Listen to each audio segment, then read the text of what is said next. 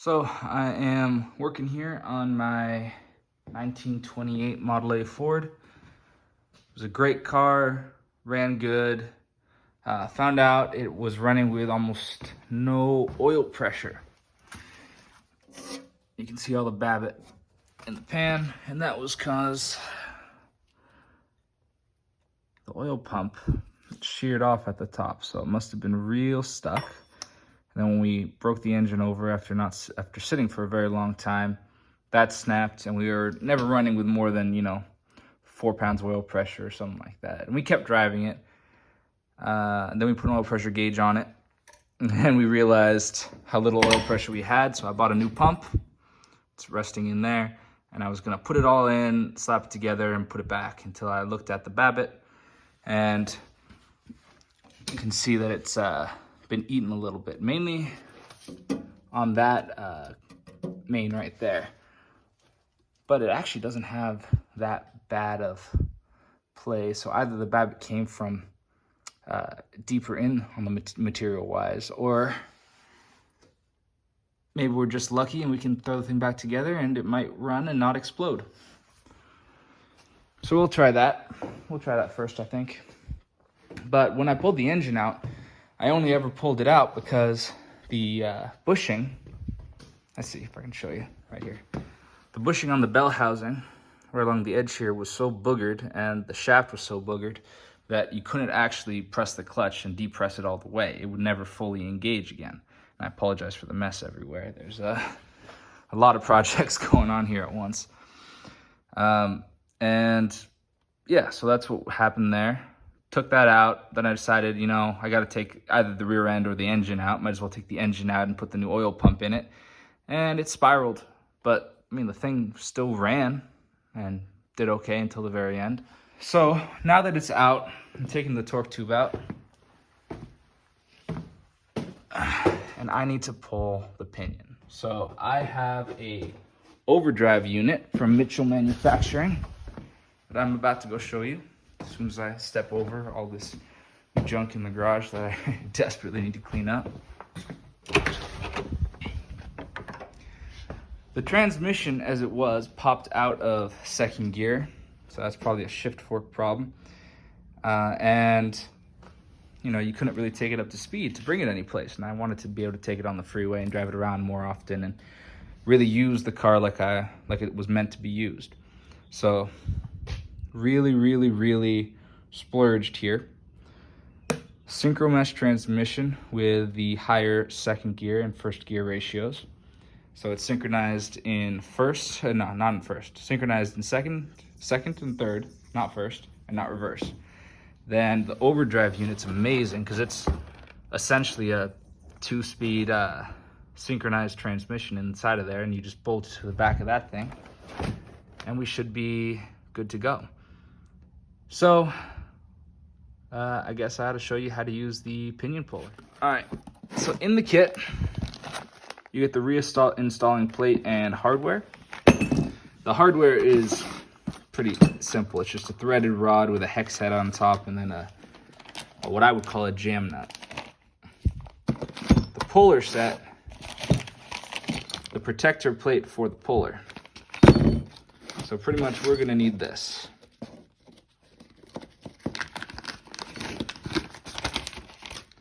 Because you don't want to gum up that flange that we're working with.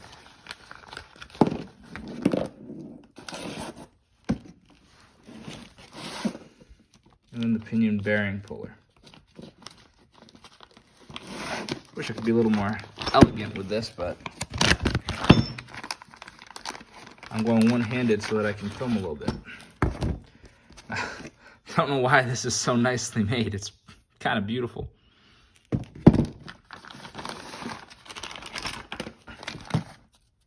It's better than my Model A deserves, honestly. But let's put these threaded into opposing holes. I'm going to go at an angle here.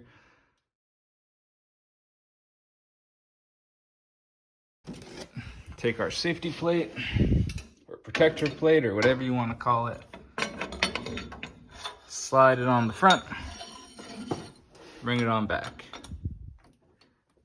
And all that's gonna do is stop that flange from getting ate up. First thing actually I have to do before this is bend down this washer, which is not gonna be too bad. I'm just gonna use my persuader here and any flathead screwdriver that you don't really care about. You should be able to get those flanges down. Shouldn't be too bad. And then you're gonna need a special, very, very large open end to actually get this undone. I don't have that, but I do have one of my favorite little tools here. It's a wrench that can be just about any size because, you hook it onto a chain link, get it to the right size, and then as you pull, it rocks along this radius here and tightens the chain. And so we're gonna use that and see if we can't get it to come out that way. I'm probably gonna have to cut the video here just so that I can get stuff together.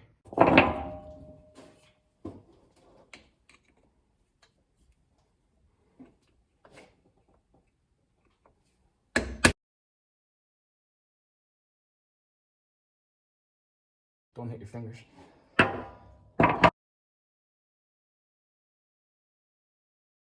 I'm gonna take a look around this thing, look for the index mark right there. Okay. So it looks like this shaft has 2 keyways on it. No, it has 1 keyway on it, and then there's a second keyway actually on the threads. Yeah. All right. Show you what I mean. The shaft itself is keyed right there along the bottom. And up at the top, the threads are right there. The threads are keyed.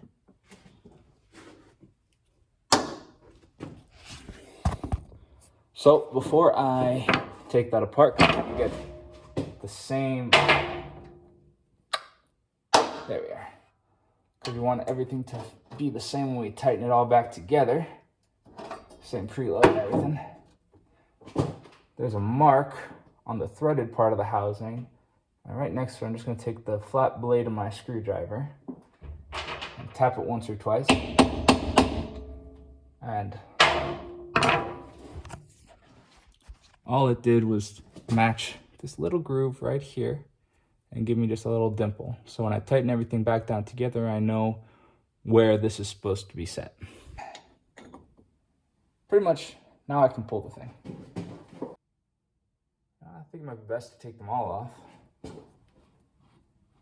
Put this on. Put it on flat way so that you've got the flange. Yeah, that's probably how you're supposed to do it. Tell. Professional.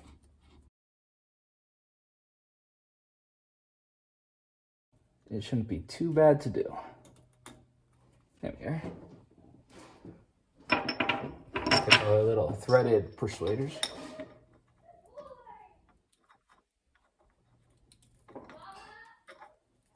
Well, I'd love to start the whole thing more than just by hand.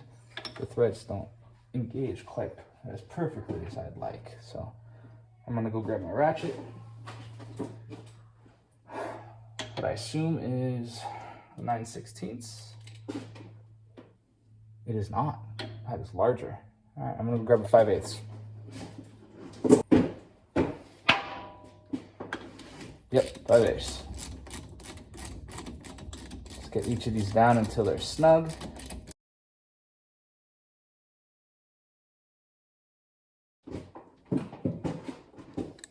I'm gonna cheat.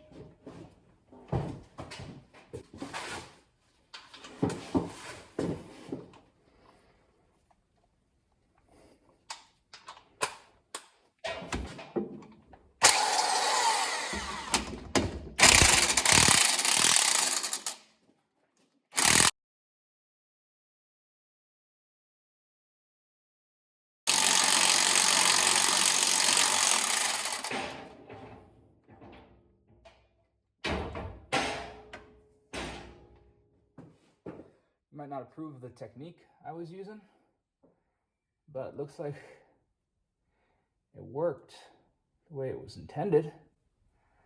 I don't see any particular negative signs of wear. The teeth aren't mashed. It doesn't look like all the safety wire that I can see is intact. Ah, there we go. ignore that. Spider gears look good. Yeah. When I drain the fluid, I'll be able to see if there's any metal or anything else in there, so that'll work. All in all, this is a pretty good Model A. My dad bought this in the 70s. It was the first car me and my brother ever got working. We did it together, had a really fun time. This car is getting just a very mild job just to make it more usable. The only car we have, we have two cars I can think of that are stock, a 74 911, and then my brother's got a hot rodded 74 911, and a 57 Corvette, which is what that motor you may have seen earlier was for. That is a factory fuel injected high horsepower 283. It's board 40 over, so it's a 292 now. It's got a comp roller cam, a couple other goodies. The valves are LS valves, so they're bigger valves. I ported the heads myself. I only went through in one place. Be more careful than I was. Now that I've got the pinion out, all I have to do is go through and remove this cotter pin here. Remove that cotter pin, take that nut, loosen it, and then I can tip this thing on its end. Put on the thread protectors that came in the kit, which are just 2 aluminum discs, one for the small diameter shaft, it's the original, and one for the large diameter shaft if you ever have to remove it from the upgraded unit. So let me see if I can't dig that thing out with a pair of needle nose and loosen it and then whack it as hard as I can.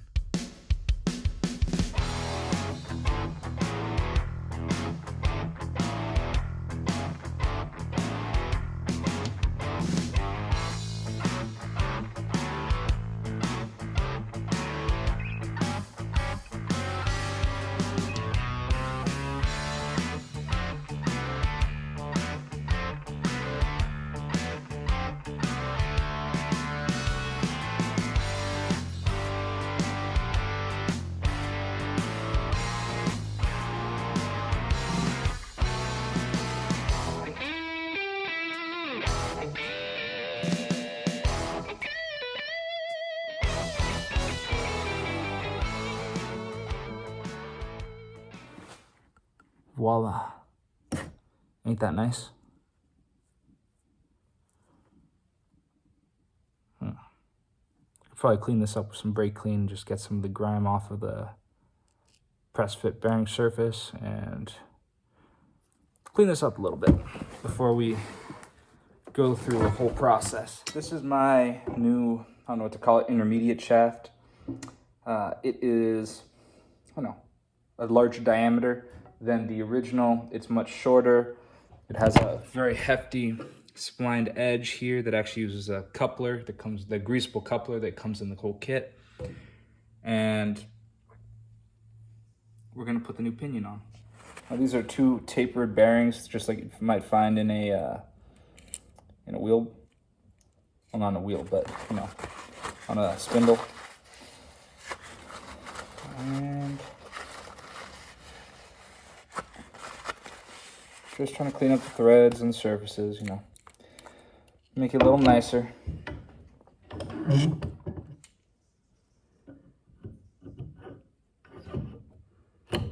Perfect fit.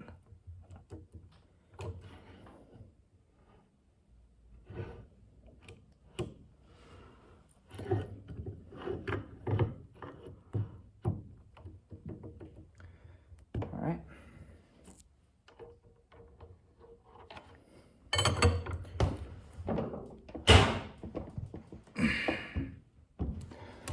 You're not. Okay. It's about as tight as I can get it. We have a nice line. Oh, we take that.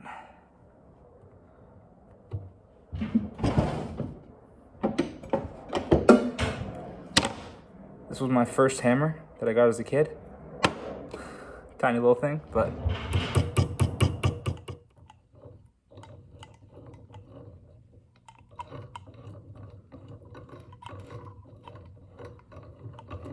definitely Not a necessary step, but one I'm gonna do anyway.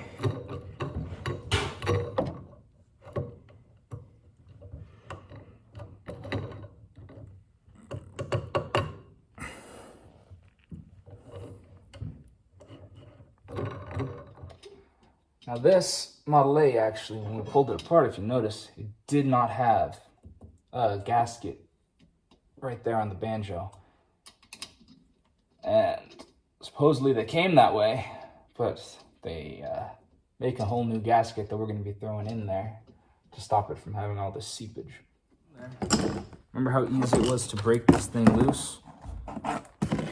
I'm just going to put it back to how it kind of was.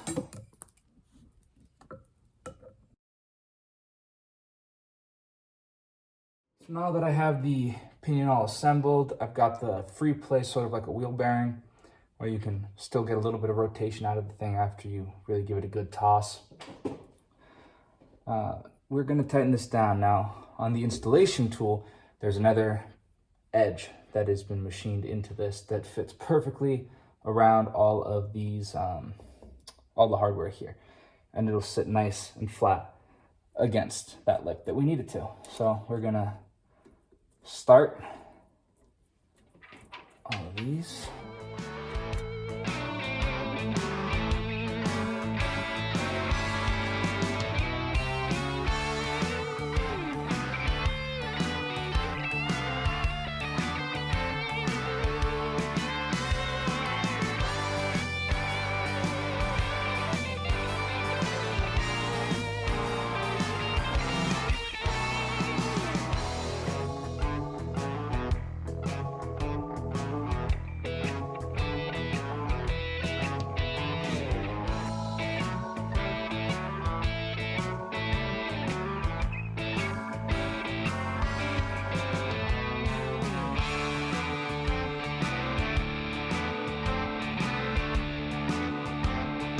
I'm going to keep going along and do the entire overdrive. I might video it. There's a much better video than I could make of the thing online. But might as well. I'm already here. I'm already covered in grease. Put in war paint. I don't know if that was insensitive. Maybe? We'll see. So I am about to try my best and maybe fail to put the overdrive unit in place. But I'll feel pretty good when it's done, assuming I do it right. First thing I gotta do is a step I cannot forget, and that's put this coupler in place. Now, I took the sticker off of it, but I galled one side up a little bit. You can see on the front there. So I know that that's the front-facing side. So we're just gonna slide that into place like so. And I already greased the threads, so let me take off any excess. And I'm actually just gonna shove it in the other end, because when I put the thing together, that'll just leave me a little bit of extra grease already in there.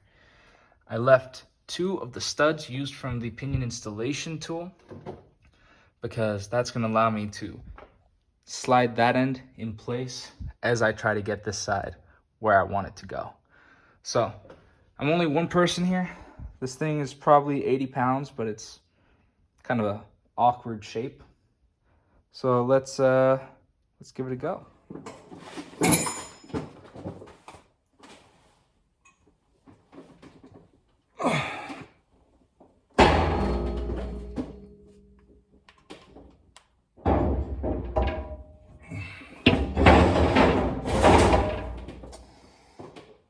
Part of the hard part about this is this lift still has this center pan in place, so I can't get where I want to and really walk back. So I'm gonna have to try to get it just over this and slide it onto those studs. But that's gonna be a lot of weight held kind of far out here, so I may have to wait till I get some more assistance, but we're gonna try it for the meantime. All right, this is my assistant. This is my little sister, Serena. We're going to put this overdrive unit on this. So we have to take this end right here, Serena, slide it over this shaft, and then just push it all the way until it gets onto that, and then that's it. Sounds good. All right, Jade, how we do that? We good. It's like 80 pounds, but it's just weird shaped. Okay. So if you get this end, I'll try to get the far end because it's heavier. Yeah.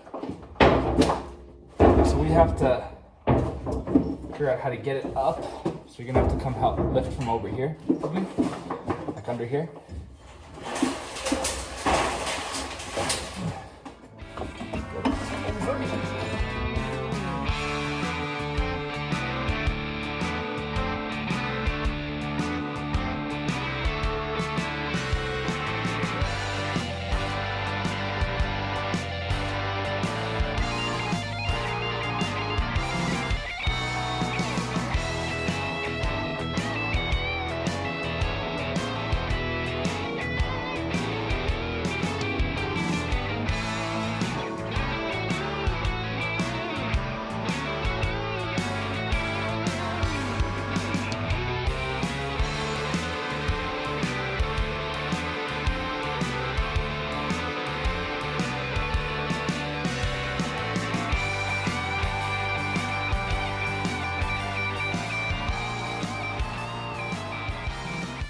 All my bolts and hardware here have been soaking in yeah,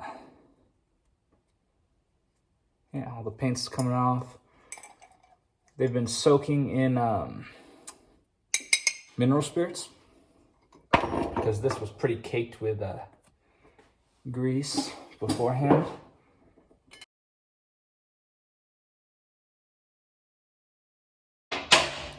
Well, bolts are in. They're all close to as tight as they're gonna actually be. All the holes are lined up except for this one bolt. I don't really want to force it around. Maybe I'll back it off so I can safety wire it. But honestly, if I do 5 of these, I'll be pretty happy with that. Oh, I forgot something important. I screwed up a little bit. Towards the front here, where these trailing arms have to go, you should put the bolt in there, at least through. Not to tighten it down, but at least through before you tighten this all the way. Because otherwise you're going to be fighting that. Because these springs, they're like springs, they're loaded. And it's going to be hard to get the bolt line perfectly. But I'm going to try doing it now, so we'll see. So I'm going to loosen all those and do it again. I forgot about that step. I'm gonna go grab either a flathead or something. I have a punch with a pretty good level on it, or length on it. I could probably pry the thing forward using that and putting it between the two. So I'm gonna try to do that real quick, front to back wise. So we're gonna try to pull this forward, put the bolt through, and then tighten everything down afterwards. That was That was what I was very specifically told to do and did not do. So, I got this ice pick looking thing. Shove that in there, pry the thing back, and hopefully we can make that. All right, only took a couple minutes. Got the bolt through, got it started. So now I can take the 7/8 open end and box end wrench that I got somewhere on the floor in that pile, put it together, and then tighten those down. And then I'm sure I can find a torque spec or something for those, but offhand I do not know it, so we'll see. All right, what are we doing? All right, right now we're putting this clamshell back in the Model A. This is what the transmission connects to, and this is how the torque tube allows for movement. Why don't you tell us how this torque tube works? All right, so how does it work without U-joints? Well, it has a U-joint, but right here, this is a clamshell shape. It's sort of round, and then there's a cup built onto the torque tube here. So pretty much that can pivot inside of this cup here. So that's how this axle, if it goes up and down, doesn't bind up. Correct. Because this is just a straight tube that's bolted to the banjo housing. Yeah. Okay. All right, so pretty much I'm actually gonna get an impact because I remember this was incredibly difficult to take off because somebody forced it on the first time, and rather than chase threads, I'm just gonna jam it back the way it was.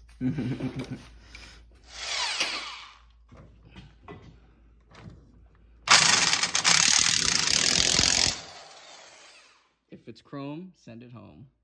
All right, so I'm back underneath the Model A, And as you can see, I am working on the clamshell assembly. This is the old school, early two-piece version. It's kind of a pain because you got to get all of those rods lined up nicely inside of there and inside of there, and then that one above is the hard one because it has to fit in a little collar right there, and then the pivot points have to go in on this little dog bone shaped thing. I'm using some Permatex high-tech gasket sealant. Even though it's not oil, it's actually grease in there, and it honestly is just fine. I'm doing this anyway, and I'm doing it because I really don't want to have to go back in there and reseal anything. This is a completely unnecessary step, but I had the stuff and I was like, eh.